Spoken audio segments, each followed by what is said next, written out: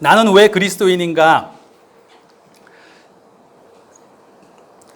제가 알고 있는 이제 한국 교회의 어르신 목사님들 중에 한 분은 몇 년 전에 책을 지으시면서 이런 제목으로 지었습니다.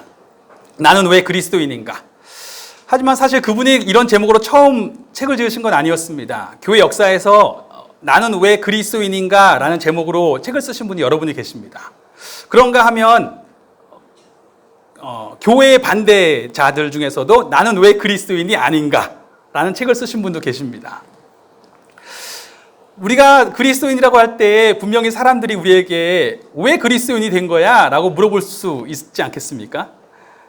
아니, 사람들이 묻기 전에 스스로에게 그런 대답을 하게 되시지 않겠습니까? 나는 왜 그리스도인이 되었을까?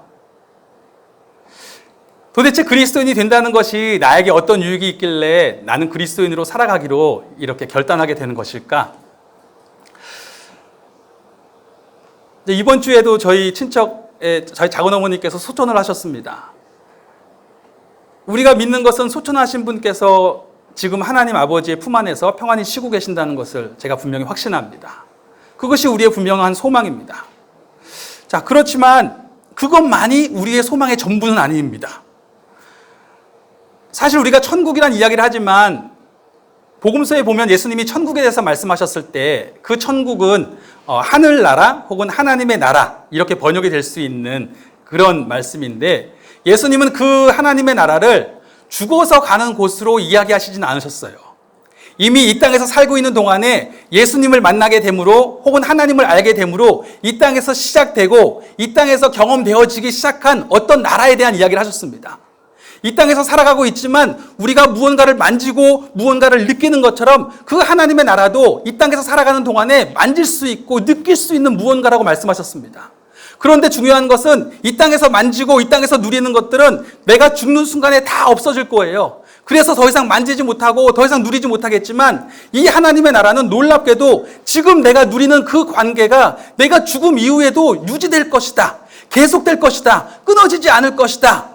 라고 말씀하셔서 그 나라를 생명이 있는, 영원한 생명이 있는 나라라고 그렇게 말씀하셨던 것입니다. 즉, 영원한 나라예요. 그렇지만 분명한 것은 그 영원이라는 것은 끊어짐이 없기 때문에 영원이라는 거예요. 먼 미래에 그럴 것이기 때문에 영원하다는 의미가 아니고 끊어짐이 없을 것이기 때문에.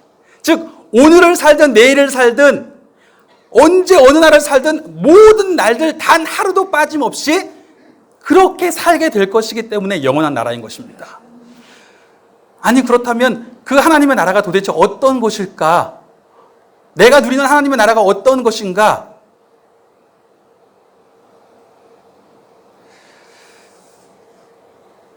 오늘 읽은 그 말씀은 시편 23편의 말씀입니다. 혹시 추우실까요? 네, 그걸 물어보고 싶어서 살짝 흐름이 끊겼어요. 죄송합니다. 추우시면 에어컨 꺼주셔도 됩니다. 네. 네. 말씀을 드리다가 갑자기 그걸 물어보고 싶어서 죄송합니다. 오늘 시편 23편의 말씀은 시편에 150편이나 되는 많은 시들이 있습니다. 그런데 그 시편들 중에서도 당신이 좋아하는 시편을 있으면 한번 말씀해 보세요 라고 물어본다면 가장 많이 대답을 듣게 될 시편이 아마 시편 1편과 시편 23편일 것입니다. 시편 1편은 당연히 시편의 가장 첫 번째 성경이다 보니까 시편 전체를 이해하시는 데 있어서 반드시 들어가야 될 관문과 같은 그 장이기 때문에 자연스럽게 알게 되실 거예요. 그리고 또 그 내용이 복 있는 사람은 이라고 시작하면서 이것은 어떤 행복의 길에 대한 이야기구나 라는 기대감을 갖게 합니다. 그런데 그 이후에는 수많은 시편이 있는데 굳이 시편 23편이 그토록 사랑받았던 이유는 무엇일까요? 일단은 그 시편에 나오는 여러 가지 그 구절들이 너무너무 아름다워요. 그 시편을 줄줄줄 읽고 있으면 정말 그 마음에 평안이 오는 것 같습니다.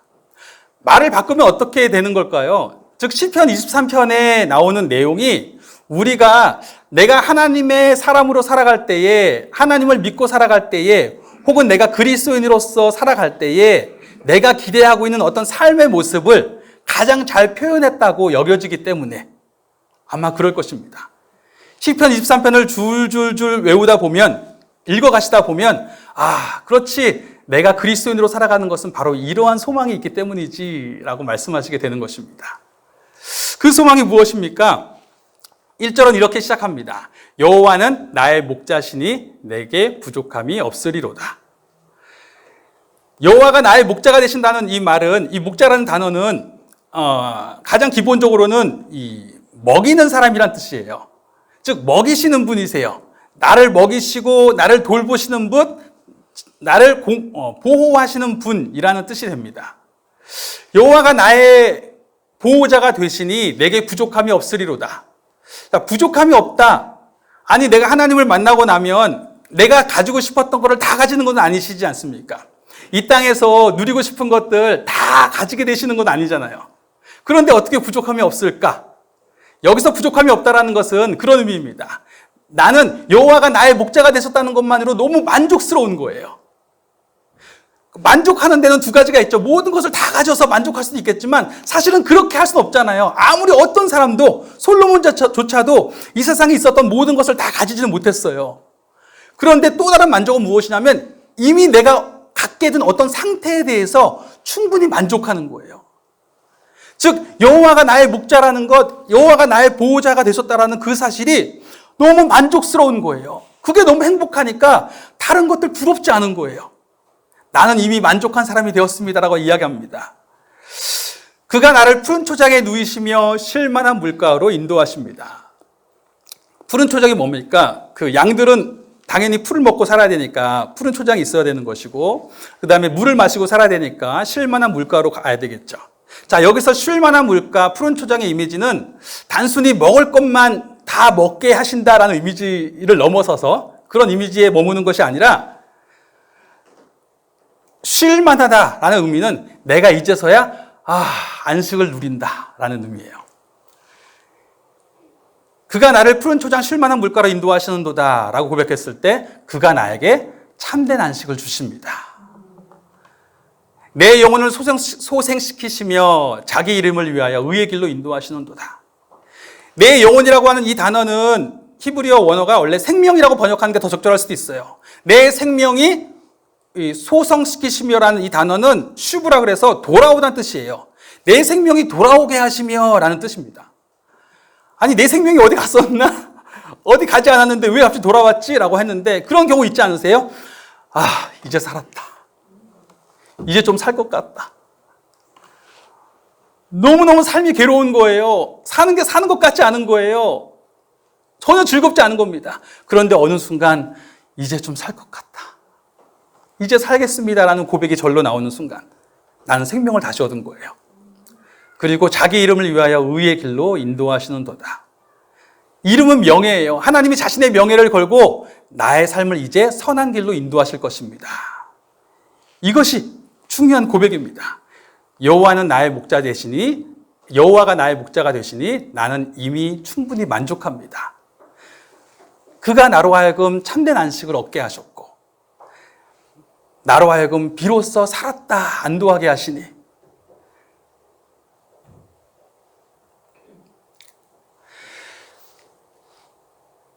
그가 이제 나를 선한 길로 인도하실 것을 내가 믿습니다. 그런데 이 고백이 어떠세요? 분명히 이 고백만으로도 충분히 너무너무 고백이 공감이 되고 은혜가 되는 고백이 될 수 있는 말씀이긴 하지만 한편으로 어찌 보면 교리적으로 우리가 하나님에 대해서 배우는 말씀의 내용을 간추려 놓은 것처럼 들릴 수도 있습니다.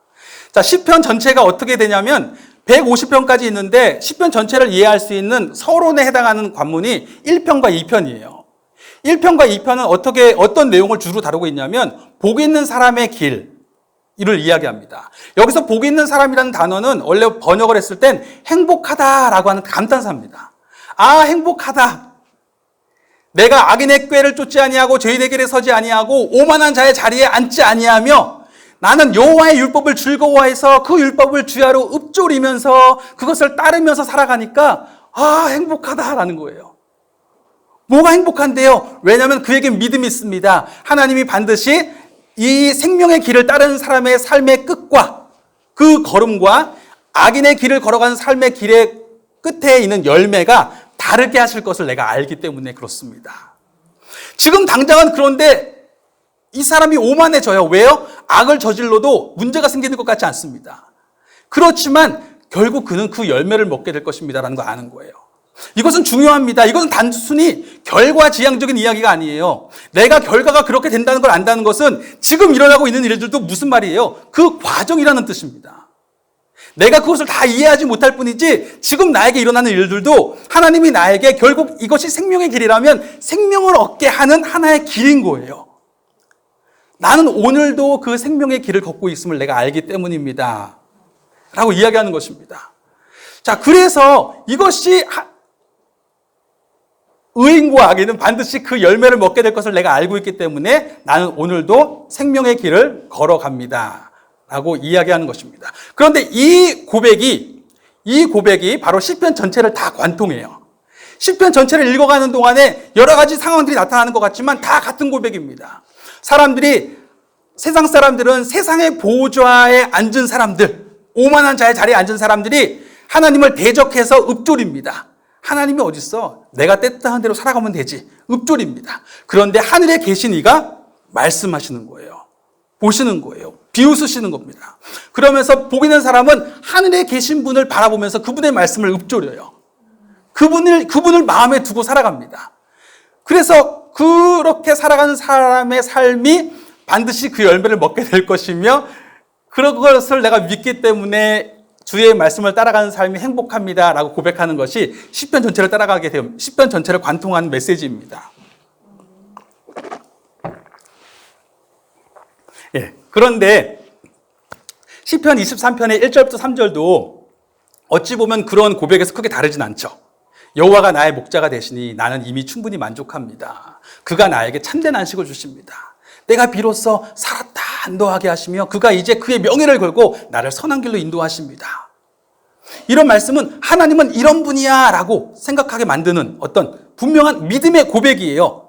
자, 그런데 우리의 현실이 이 고백에 맞게 펼쳐지는가라는 의문을 가지게 되는 것입니다. 바로 다음 구절에 나가니까 뭐라고 이야기합니까? 내가 사망의 음침한 골짜기를 지날지라도. 사망의 음침한 골짜기라는 것이 어떤 것이에요? 죽을 것 같은 상황인 거예요. 내가 여기서 죽는 거 아니야? 내 인생이 이대로 끝나는 거 아닐까? 지금 나에게 벌어지는 일들이 회복되지 않고 이대로 끝나버리면 어떡하지? 그런 마음이 드는 곳입니다. 이상하죠? 분명히 하나님이 그런 분이시라면 나에게 문제없는 삶, 사망의 음침한 골짜기를 다닐 일이 없게 하셔야 되는데 내가 사망의 음침한 골짜기를 다닐 일은 있다는 거예요. 분명히 여기서 죽는 거 아니야? 라는 고민이 드는 순간이 있습니다. 그런데 놀라운 것은요, 그 마음 가운데 해를 두려워하지 않을 것은 이라고 이야기합니다. 해를 두려워하지 않는다는 것은 이 상황이 비록 내가 죽는 거 아니야처럼 여겨지지만 결코 이것이 악으로 끝나지 않을 거라는 걸 아는 거예요. 이것이 분명히 그 끝에 하나님이 이 악을 선으로 바꾸실 거라는 걸 믿는 겁니다. 마치 요셉이 꿈을 꾸었어요. 꿈을 꾸었는데 아니 형들이 다른 곡식단들이 다 자기가 다른 곡식단에 다 절을 하는 거예요. 그런가 하면 11개의 별들과 해와 달이 자기에게 다 절을 하는 겁니다. 요셉이 바보가 아니고서야 자기도 알아요. 그 뜻이 무엇인지. 요셉의 아버지도 그 얘기를 딱 듣자마자 그 뜻을 압니다. 형들도 그 이야기를 듣자마자 무슨 의미인지 다 압니다. 요셉이 가장 높아진다는 뜻이잖아요. 그런데 그 다음에 요셉에게 벌어진 일은 무엇입니까? 형들에게 미움받아서 노예로 팔려버립니다. 아니 노예로 팔린 것도 모자라서 그곳에서 누명을 쓰고 감옥에 갇혀버립니다. 그것이 무려 13년 동안 있었던 일이에요. 그러면 요셉은 그 안에서 어떤 생각을 했겠어요? 지금 벌어지고 있는 일들이 어떻게 끝날까? 내 인생이 이대로 끝나는 건 아닐까라는 그런 걱정이 될 거 아니겠습니까? 그러나 나중에 요셉이 형들을 만났을 때 이렇게 이야기합니다. 당신들은 나를 팔았지만, 당신들은 나를 해하려고 했지만, 하나님은 그 악을 선으로 바꾸사 많은 사람의 생명을 구원하게 하셨습니다. 요셉에게는 그 믿음이 있을 수 있었던 거예요. 그런데 어떻게 그 믿음을 그렇게 표현할 수 있을까? 우리가 지금 다윗도 마찬가지죠. 다윗은 어땠습니까? 다윗의 시예요. 10편 23편은. 다윗이 어떻습니까? 다윗이 사무엘이 어느 날 자기에게 와서 기름을 부었습니다. 이제 하나님이 당신을 왕으로 만드실 것입니다. 그러면 그 다음날 사울이 아침에 잠자다가 못 일어날 줄 알았어요. 하나님이 나를 왕으로 기름 부으셨으니까 사울은 내일 아침에 잠자다가 못 일어나고 그 다음에 자신이 왕이 될 줄 알았는데 다음날 사울은 일어나는 거예요. 그 다음날도 일어나서 왕으로 다스리는 겁니다. 그뿐만 아니라 사울의 나라는 강건하여서 다윗이 어느 날 사람들의 주목을 받게 되는 것을 보자 다윗을 죽이려고 합니다. 그래서 쫓아다니고 도망다니는 신세가 20년이 넘게 지속이 됩니다. 다윗이 그 시간 동안에 어떻게 그 시간을 견뎠을까요? 내가 이대로 죽는 거 아니야? 내 인생이 이대로 끝나는 거 아니야? 라는 그런 생각이 들지 않았겠습니까? 그런데 그 시간들 속에서 다윗이 어떻게 정말 이 상황이 내가 죽을 것 같은 이 골짜기를 지나가고 있는데 이것이 결코 악으로 끝나진 않을 것이다. 그 믿음을 어떻게 유지할 수 있었을까? 바로 다음에 나오는 구절은 이것입니다. 주께서 나와 함께 하십니다. 아니, 주께서 나와 함께 하시니까 내가 함께 하시는 것이 분명하니까 내가 분명히 하나님이 일하고 계심을 내가 믿습니다. 분명히 이 상황이 악으로 끝나지 아니하고 하나님의 선하심을 보게 될 것입니다. 라고 믿게 된 거예요. 그런데 어떻게 주께서 나와 함께 하심을 알게 될까? 바로 다음에 나오는 구절이 그것을 설명해요. 주의 지팡이와 막대기가 나를 안위하십니다. 솔직히 하나님이 보입니까? 안 보이잖아요. 다윗이라고 하나님을 우리가 못 보는 것처럼 우리는 못 보지만 다윗은 보았을까요? 아니요, 다윗도 못 보았을 것입니다. 하나님이 어떻게 생긴지 볼 수가 없잖아요. 그런데 그가 분명하게 경험한 것이 있습니다. 그것이 무엇이냐면 하나님의 막대기와 지팡이예요. 이 상황 가운데 분명히 곤고한 상황 가운데 있지만 하나님의 막대기가, 하나님의 지팡이가 내 앞에서 나를 위해서 일하시고 나를 치시고 나를 이끄시는 걸 아는 거예요.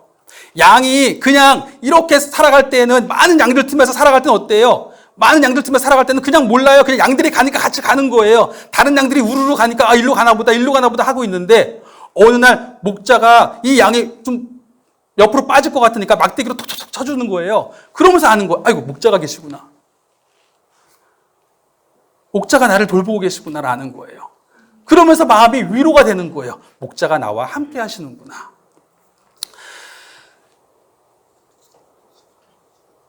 그러면서 굉장히 중요한 변화가 하나 생깁니다. 중요한 변화가 무엇이냐면 이 구절에 어떻게 고백되어져요? 내가 사망의 음침한 골짜기로 다닐지라도 주께서 내가 해를 두려워하지 않을 것은 주께서 나와 함께 하심이라. 주의 지팡이와 막대기가 나를 안위하십니다. 라고 나오는데 여기서 주께서라고 하는 이 단어가 원래 원어로는 2인칭이에요. 당신이라는 거예요. 내가 사망의 음침한 골짜기로 다닐지라도 해를 두려워하지 않을 것은 당신께서 나와 함께 하시기 때문입니다. 당신의 지팡이와 막대기가 나를 안위하십니다. 무슨 말씀인지 이해가 되세요? 자, 이제까지는 하나님을 어떻게 알았어요? 하나님은 이런 분으로 알고 있었어요. 하나님이 계시다. 계속 들어온 거예요. 하나님이 계시고 하나님은 그의 백성들을 돌보시며 하나님은 그의 백성을 선한 길로 인도하시는 분이시다. 그러니 지금 당한 상황 가운데 해를 두려워할 필요가 없다. 그런 어떤 교리적인 설명을 들어온 거예요.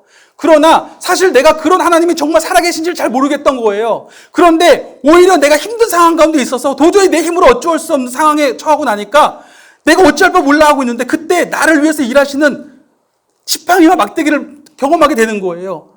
나는 방법이 없는데 갑자기 하나님의 지팡이가 나타나서 내 대적을 물리쳐 주시기도 하고 나는 길을 모르겠는데 하나님의 막대기가 나를 쫓아서 이쪽 길로 가게 하시는 거예요. 그러면서 어떤 걸 느껴요? 당신이시군요. 하나님 당신이시군요. 당신이 여기 계시군요. 라는 것이 고백이 되는 것입니다. 이제까지는 그냥 하나님이었을지 모르겠지만 이제는 어떤 분이에요? 당신이시군요. 하나님 당신이 나와 지금 함께 계시군요. 라는 것이 마음의 고백이 되기 시작하는 거예요. 하나님을 종교가 아니라 생명으로 만나는 겁니다. 하나님을 인격으로 만나는 거예요. 그리고 그렇게 하나님과 당신과의 관계가 깊어지면서 당신으로 하나님을 만나면서 그 관계가 깊어지면서 그 안에 믿음이 생기는 거예요. 해를 두려워하지 않으리라. 그 다음에 나오는 구절도 주께서 내 원수의 목전에서 내게 상을 베푸시고 기름으로 내 머리에 바르셨으니 내 잔이 넘치나이다. 여기도 똑같아요. 주께서가 아니고 당신이에요. 당신께서 내 원수의 목전에서, 무슨 말이에요? 내 원수가 보는 앞에서, 내 원수가 보는 앞에서 나에게 상을 베푸신대요. 무슨 상을 베푸신 거예요? 밥상. 아침에 밥상 받으셨죠? 밥상을 베푸신 겁니다. 아니, 밥상을 베푸신 게 뭐가 대단한 일이에요? 우리 한국 사회에서도 가족이라고 할 때에 가족을 다른 말로 뭐라고 합니까? 식구라고 이야기하죠. 그렇죠? 식구가 무슨 뜻입니까? 식은 먹을 식자고 구는 입이잖아요. 먹는 입이 같이 있잖아요. 먹는 입이 가족이에요. 즉 밥상을 같이 하고 있는 사람이 내 가족입니다. 밥상을 같이 하고 있는 사람이 내가 보호해야 될 사람들이에요. 이 밥상에 있는 주권자가 나를 보호해야 될 사람이에요. 그런데 이러한 개념이 우리에게만 있는 것이 아닙니다. 성경도 마찬가지예요. 사무엘 하 9장에 보면 다윗이 왕이 되고 나서 자기가 힘들었을 때에 자기를 도와주었던 사울의 아들 요나단이 있었습니다. 그 요나단에게 보답을 하고 싶은 거예요. 그런데 요나단은 죽었어요. 그러니까 어떻게 내가 보답을 할까 생각하다가 혹시 요나단에게 남은 아들이 있는지 물어봐라. 찾아봅니다. 찾아보니까 무비보셋이라고 하는 아들이 한 명 남았다는 걸 알게 됐어요. 사울이 죽고 요나단이 죽던 날 도망가다가 떨어져서 또 다리를 다쳤어요. 그 아들이 있다는 것을 알게 되자 무비보셋을 부릅니다. 무비보셋은 자기가 죽을까 봐 겁이 났어요. 혹시 다윗 왕이 사울의 후손들을 다 죽이려고 하는 거 아닐까? 그런데 오히려 다윗은 그 무비보셋을 환대하면서 사울에게 있었던 모든 소유를 그에게 다 줍니다. 그리고는 그것도 부족해서 이렇게 말합니다. 너는 오늘부터 내 밥상에서 밥을 먹을 것이다. 무슨 말이에요? 이제 그는 왕자들의 한 명이 된 거예요. 다윗이 그의 보호자가 된 것입니다. 그는 다윗의 아들이 된 거예요. 누구든지 무비보셋을 해하려고 하는 사람은 다윗의 권세에 도전한 것이 되는 것입니다.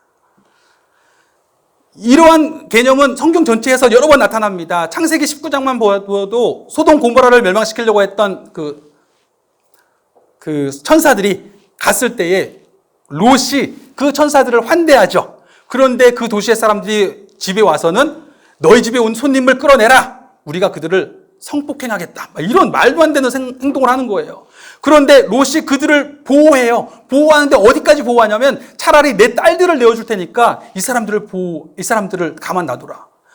그 자체도 너무 놀라운 말도 안 되는 일이지만 그 정도로 보호를 하려고 하는 거예요.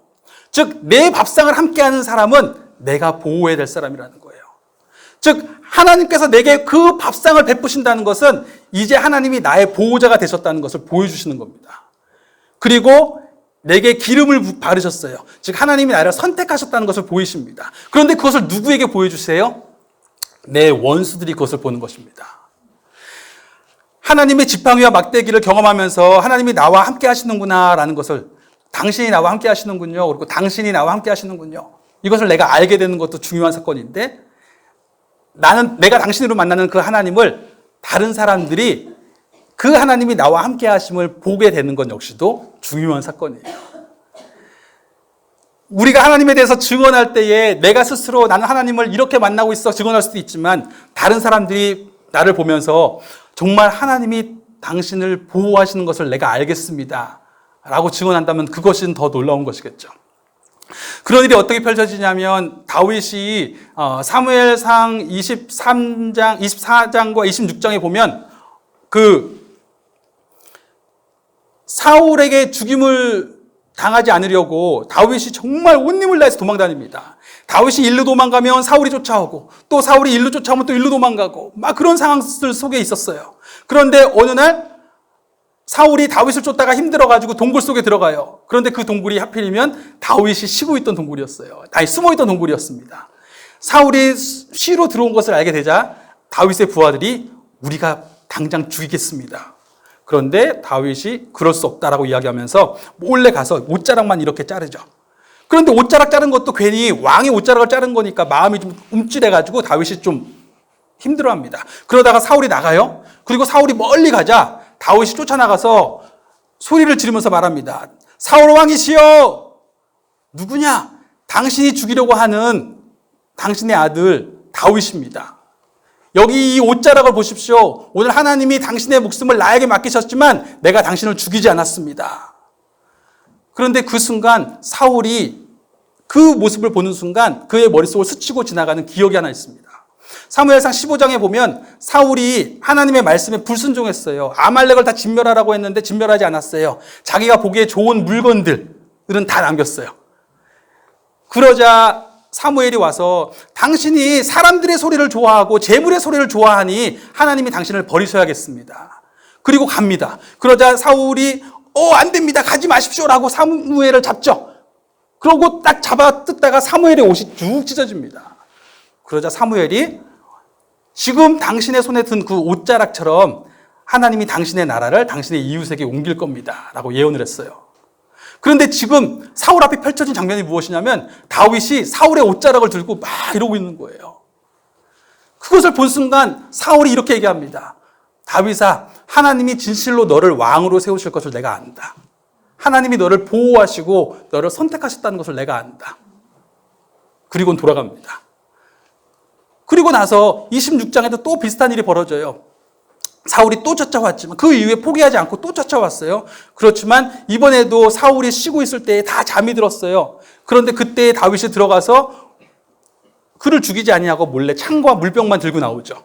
그리고 산 위에 올라가서 또 소리칩니다. 사울 왕이시여, 하나님이 나에게 오늘 당신의 생명을 주셨지만 내가 당신을 해하지 않았습니다. 왜 나를 죽이려고 하는 겁니까? 그러자 사울이 하나님이 진실로 너를 보호하시면 너가 진실로 이스라엘의 왕이 될 것이다. 무슨 일이 벌어진 거예요? 원수가 보는 앞에서 다윗이 하나님께 속하였음을 하나님이 증거하신 거예요. 당신께서 내 원수가 보는 앞에서 내가 당신께 속하였음을 증언하시니 내 잔이 넘치나이다. 내 잔이 무엇입니까? 저희가 같이 이렇게 음료수 마실 때 한 잔씩 다 채우세요. 다 잔을 드세요라고 이야기할 때에 그게 뭐예요? 내 잔은 내 몫입니다. 내 몫이 그거예요. 내 유업이 내 잔이에요. 성경에서 나의 잔이라고 말할 때는 내 몫이에요. 자, 그러면 다윗의 몫은 무엇입니까? 바로 하나님이시죠. 하나님이 나의 유업이에요. 하나님이 나의 목자 되시고 내가 그의 양 된 것입니다. 하나님이 이처럼 내가 비록 사망의 음침한 골짜기를 다닐지라도 해를 두려워하지 않는 믿음을 주셨습니다. 왜냐하면 하나님의 지팡이와 막대기가 나를 위로하십니다. 내가 너와 함께 있어. 내가 너와 함께 있어. 아, 당신이군요. 당신이 나와 함께 있군요. 그것을 알게 하십니다. 그리고 당신께서는 그렇게 할 뿐만 아니라 내 원수가 보는 앞에서 당신이 나를 선택하셨음을, 내가 당신의 소유되었음을 증언하시고 그 원수 앞에서 나를 보호하시니 내가 당신의 소유로 살아감이, 당신과 함께 살아감이 실로 행복합니다 라고 이야기하는 것입니다. 넘치나이다라는 말은 행복합니다라는 뜻이에요. 즉 이것이 1절과 연결됩니다. 여호와가 나의 목자시니 내가 부족함이 없으리로다. 즉 주님이 나의 분깃이시니, 당신이 나의 목자가 되시니 나는 실로 행복합니다. 이러한 삶을 사는 사람들은 자연스럽게 고백이 나옵니다. 그것은 무엇이냐면 진실로 나의 평생에 선하심과 인자하심이 나를 따르리니.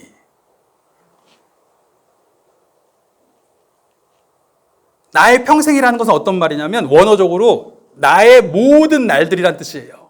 내가 사는 모든 날들, 단 하루도 빠짐없이 모든 날들 가운데 당신의 선하심과 인자하심이 있다라는 거예요. 그것이 어떻게 있냐면 나를 따르리니. 따르다라는 이 히브리어는 추격하다라는 뜻입니다. 추격한다는 게 뭐예요? 왜 추격합니까? 찾아내려고. 당신의 선하심과 인자하심이 나를 찾아내십니다라고 이야기하는 거예요. 마치 목자가 잃어버린 양을 찾아내듯이, 아니 잃어버리지 않았을 때에도 그 수많은 양떼가 있어도 목자는 모든 양을 다 찾아내요. 모든 양을 그 안에서 다 찾아냅니다. 그 양이 있는지 없는지 다 찾아냅니다. 그리고 그 양이 없으면 그 양을 어떻게든 찾아내려고 합니다. 그렇게 찾아내는 것이기도 하고, 또 다른 한편으로는 그 인자하심과 선하심을 어떻게 경험해요? 내가 아버지를 떠나 있는 탕자의 이야기처럼 그가 멀리 아버지를 떠나서 타지에서 고생하고 있을 때에 그가 소망이 없는 것처럼 여겨질 때에 어느 순간 기억이 나기 시작하는 거예요. 나에겐 아버지가 있는데, 내 아버지는 이렇게 사람들을 대하지 아니하시는데, 내 아버지께 돌아가면 아버지는 나를 맞아주실 텐데, 아버지의 선하심과 아버지의 인자하심이 생각나는 거예요. 어떤 삶의 자리에 있든지 간에 그 선하심과 인자하심이 나를 찾아내시니, 즉 그 선하심과 인자하심을 나로 생각나게 하시고 기억나게 하시니 내가 여호와의 집에 영원히 거하리로다. 여호와의 집은, 하나님의 집은 뭐예요? 이런 건물입니까? 건물에 하나님이 머무실 수 없잖아요. 성막이 상징하는 바는 무엇입니까? 하나님이 정말로 그곳에 머무셔서가 아니라 하나님이 그 백성 가운데 함께 하심을 상징하는 상징물이에요. 즉 하나님의 백성의 정체성은 하나님이 함께 하시는 사람들입니다.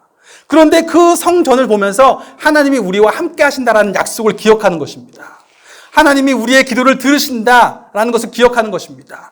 성막과 성전을 지었을 때 거기에 임했던 구름은 하나님이 그곳에 정말 계시다라는 것을 확인시켜 주신 것입니다. 즉 성전을 통해서 솔로몬이 기도했던 것처럼 이제 백성들은 기도할 수 있습니다. 내가 어디에 있든지 혹은 내가 잘못해서 길을 떠나서 곤고한 상황 가운데 있을지라도, 형벌을 받는 자리에 있을지라도, 포로로 끌려갔을지라도 그곳에서 하나님의 약속을 기억하는 거죠. 하나님의 선하심과 인자하심을 기억하고 내가 다시 그 성전을 향하여서 기도하면 그가 들으시고 나를 회복시켜 주실 것입니다. 이것이 약속이에요. 그래서 내가 거하리로다 하는 이 거하리로다도 아까 전에 말씀드렸던 것처럼 내 생명을 다시 살리시며라는 그 단어와 똑같은 그 히브리어예요. 돌아간다는 뜻입니다. 즉 내가 여호와의 집에 영원히 돌아갈 것입니다 라는 뜻입니다. 영원이라는 말은 아까도 말씀드렸지만 날마다예요. 그렇죠? 날마다 당신께 돌아갑니다. 왜요? 당신께만 소망이 있기 때문에 그렇습니다. 이것이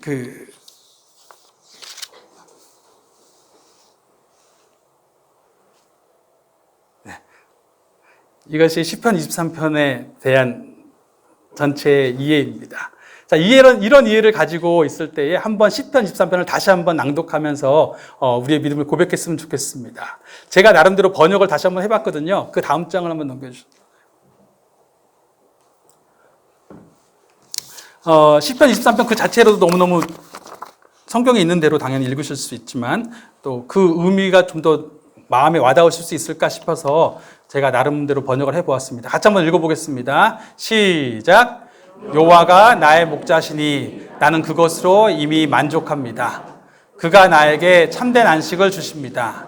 내가 비로소 살았다 안독해 하시며 자기 명예를 걸고 나를 선한 길로 인도하십니다. 내가 죽을 것 같은 상황들을 지날 때에도 당신께서 나와 함께 계십니다. 당신의 지팡이와 막대기가 나를 위로해 주시니 내 소망이 끊어지지 않습니다. 당신께서 내 원수들이 보는 앞에서 내가 당신께 속하였음을 보이시니 당신의 소유로 살아감이 실로 행복합니다. 진실로 내가 사는 모든 날들에 그 선하심과 인자하심을 나로 기억해 하시니 오늘도 나는 내 주님께만 돌아갑니다. 아멘. 우리 괜찮으시면 한 번만 더 해볼까요? 한 번 더. 시작. 여호와가 나의 목자시니 나는 그것으로 이미 만족합니다. 그가 나에게 참된 안식을 주십니다. 내가 비로소 살았다 안독해 하시며 자기 명예를 걸고 나를 선한 길로 인도하십니다. 내가 죽을 것 같은 상황들을 지날 때에도 당신께서 나와 함께 계십니다. 당신의 지팡이와 막대기가 나를 위로해 주시니 내 소망이 끊어지지 않습니다. 당신께서 내 원수들이 보는 앞에서 내가 당신께 속하였음을 보이시니 당신의 소유로 살아감이 실로 행복합니다. 진실로 내가 사는 모든 날들에 그 선하심과 인자하심을 나로 기억해 하시니 오늘도 나는 내 주님께만 돌아갑니다. 아멘. 우리 같이 기도하겠습니다. 아버지, 날마다 당신을 만나게 하시니 감사합니다. 나 혼자 있는 것 같지만 당신의 지팡이와 막대기가 나를 안위하십니다. 내가 혼자 있지 않다는 것을 알게 하십니다. 당신의 지팡이와 막대기를 통해서 당신이 나와 함께 하시고 당신의 손길을 느끼게 하시니 감사합니다. 심지어 당신께서 사람들이 보는 앞에서도 내가 당신께 보호받고 있음을 알게 하시고 보여주시니 참 감사합니다. 내가 당신의 소유로 살아감이 참 행복합니다. 참 행복합니다. 아버지, 그 선하심과 인자하심, 당신의 선하신 뜻과 사랑이 내게 있기에 내가 오늘도 예수님을 통해서 나를 만나주신 아버지께 나아갑니다. 나의 목자 되시고 성전 되신 예수님께 나아갑니다. 우리 같이 기도하겠습니다.